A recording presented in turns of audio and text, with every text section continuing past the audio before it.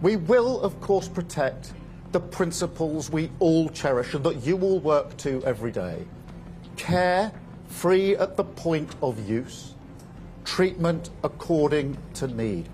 Key principles.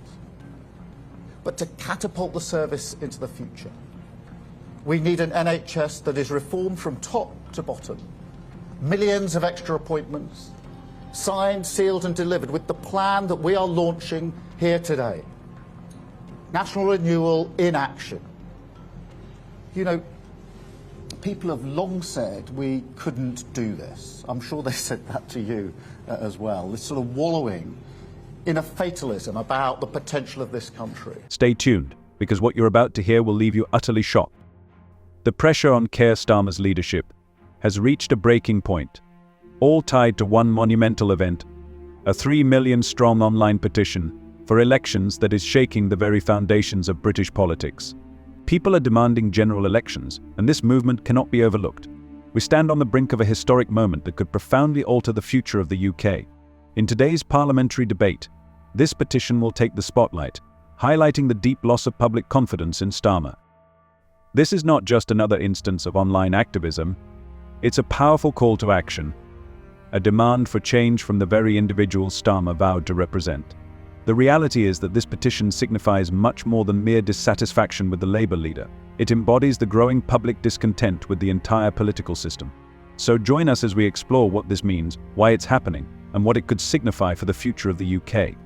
It's not just a statistic, it's 3 million voices demanding a general election. Raised in this trial are complicated and important in two different senses. Firstly, there's the actual details of the case itself, the allegations that are raised and whether they're true or not, or whether they're capable of being proved. But perhaps more fundamentally, freedom of speech. The imbalance in the libel laws between those that have money and those that don't creates a real risk that criticism will be stifled, purely and simply because those without money cannot afford to stand up and try to prove what they say is true. Firstly, it puts some emphasis on the need for McDonald's to...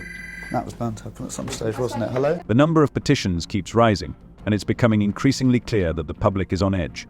People feel let down by the Labour leader, who promised a fresh approach but instead delivered only bitter disappointment and unkept promises.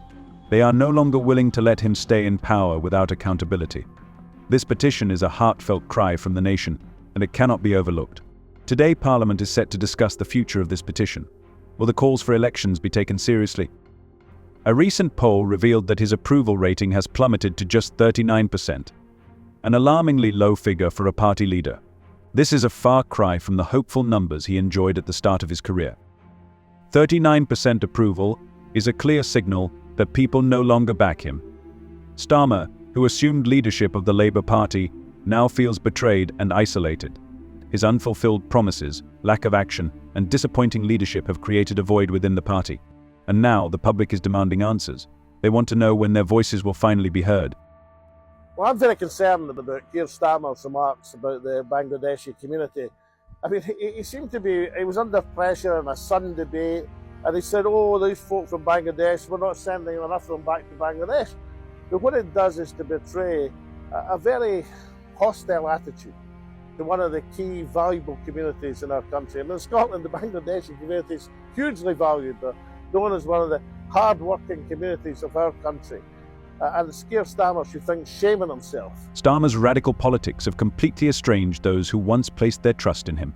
His unfulfilled promises on crucial issues like tuition fees, healthcare, and public services have left millions feeling profoundly betrayed. They had hoped he would be their champion, but instead they found themselves ignored and disappointed. This is why the petition is gaining traction. It serves as a powerful statement from the public that we deserve better and will no longer accept the status quo. Now we turn our attention back to the petition, to the 3 million signatures that have sparked a genuine political upheaval. Today, as Parliament debates whether to take this petition seriously, it is impossible to overlook the prevailing public sentiment. You gave an interview the other day in which you implied that it would be justified for Israel to cut off Gaza's power and water supply. Is that what you meant? Well, I welcome this question because I know that LBC clip has been widely shared and caused real concern and distress in some Muslim communities. So let me be clear about what I was saying and what I wasn't saying. I was saying Israel had the right to self-defense, and when I said that right, it was that right to self-defense. I was not saying that Israel had the right to cut off water, food, fuel or medicines. I'm very clear. Israel must have that, does have that right to defend herself, and Hamas bears responsibility. A siege is appropriate? Cutting off power, cutting off water? Sakir? Well, I think that Israel does have that right. It is an ongoing situation. The public is no longer willing to remain silent about its future. People are demanding change, and that's why the petition is gaining such remarkable traction. These aren't just numbers, they represent a heartfelt cry, a troubling signal that cannot be overlooked. Let's revisit some of the promises Starmer made, but failed to deliver. When he was elected leader of the Labour Party, he made bold claims, vowing, "I will be a leader who implements social reforms and builds a fairer society." But where are those reforms? Where is the justice he promised to the working class, who feel let down by the Tories? I know, the trouble is he's got himself into some sort of debate with the Tories about immigration and asylum, and he's trying to show he's tough and he's hard and all the rest of it. But that's no excuse for treating one of the key communities of Scotland in that sort of way, key communities of the UK for that matter. And the Bangladeshi people should know that Alapa value your contribution. We want you here. We'd like more people here so as they can work and be part of our community going forward, and judge people on the scale of their contribution to the country, not on the colour of their skin. And they're demanding it right now. The petition is already spreading like wildfire, and I'm not sure if you've seen it on other social media platforms, but the more you look at it, the more astonishing it becomes. However, these aren't just numbers, they represent the urgent cry of millions who are yearning for a general election. Well, do you remember how we gathered signatures for a second Brexit referendum? This petition is not merely a collection of data, it embodies the anger, frustration, and hope of millions of voters who feel their voices have been overlooked and dismissed. 3 million people have risen up against Starmer's leadership, demanding a general election. This is not just a call for another debate, it's a demand for action, for the vital changes we need. It's time for people to make their voices heard and demonstrate that they refuse to stay in the shadows. How will Parliament respond to such pressure? Will they heed this powerful call, or will they dismiss it as just another protest? The stakes have never been higher. Year after year, unfulfilled promises continue to accumulate, and one of the most devastating betrayals has been Starmer's position on tuition fees. People are fed up with empty words, they want action.